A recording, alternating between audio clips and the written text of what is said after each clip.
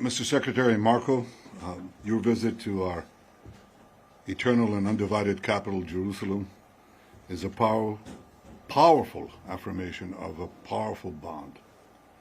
We are focused on what happens now, what happens next, what role can Qatar play possibly in reaching an outcome here that leads not just to the end of this hostilities, not just to the release of all of the hostages, both living and deceased, not just the disarmament and elimination of Hamas, but also a better future for the people of Gaza, which isn't possible as long as Hamas exists, which isn't possible as long as 48 hostages are being held. And so we're going to continue to encourage Qatar to play a constructive role in that regard. We wouldn't even be having these conversations right now if these barbarians had not done what they did. We have strong relationships with our Gulf allies. We work very closely with them on a number of things. We've been engaged with them. We've been engaged with them consistently before what happened and after what happened. And ultimately, the point we will make to everybody is that some fundamentals still remain.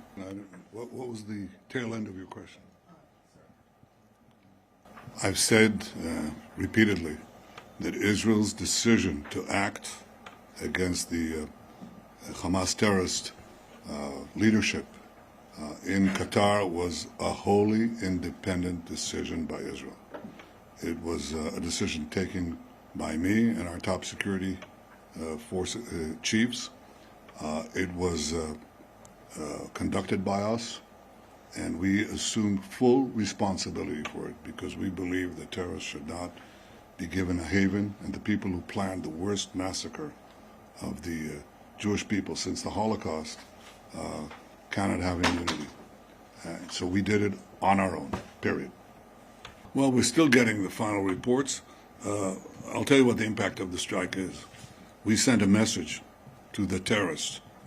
You can run, but you can't hide, and we'll get you. The States acts to defend its interests and defend its allies. And America has no better ally than Israel. It's obvious that Israel has no better ally than America. You've been a remarkable partner. We will continue to act together with great force and great determination to protect our countries, and I may add, to protect our common civilization. Attention gets paid to those links, the economic links, the cultural links. As far as the President's been clear on the ongoing issues in Gaza, and that is that every single hostage, both living and deceased, needs to be home immediately. Hamas can no longer continue to exist as an armed element that threatens the peace and security, not just of Israel, but of the world, and that the people of Gaza deserve a better future, one that cannot begin until Hamas is eliminated and until all of the hostages, both living and deceased, are home. Do you think that it's possible to military disband? We have to remember who we're dealing with here, and that is a group of people that have dedicated their lives to violence and barbarism. And when you're confronting that hard reality, as much as we may wish that there be a sort of a peaceful diplomatic way to end it, and we'll continue to explore and be dedicated to it, we also have to be prepared for the possibility that that's not going to happen.